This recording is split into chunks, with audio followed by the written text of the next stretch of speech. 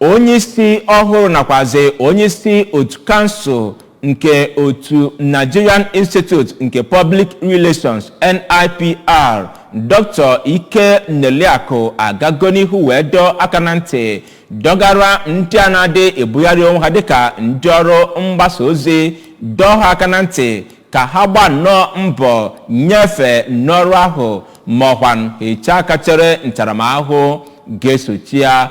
O kwuputere nke a ka ọ gatasịrị nwatakịrị oge eji wee dusie ya n'iyi ọrụ n'isi ụlọ ọrụ ha nke dị n'Abuja ebe ọ nọ wee kọwaa na onye makwa otu ọbụla ka na-edugharị onwe ha dịka ndị ọrụ mgbasa ozi ma ndị a abụghị ndị dị etu a bụ ndị nke ọ ga-eji ihe ọbụla ọ nwere gụnyere nkwado nke gọọmenti wee soo n'ụdị ọbụla ka Ekwi Ajide kọchapụrụ gị akụkọ a.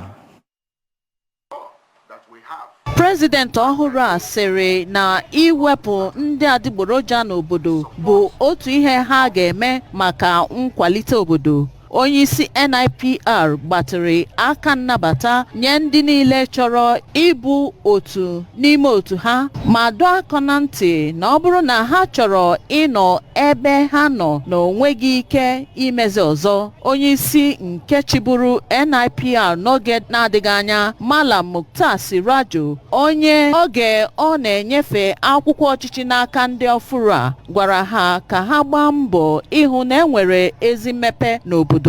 Site na Abuja, Princess Ekwi Ajide, akụkọ ụwa ABS.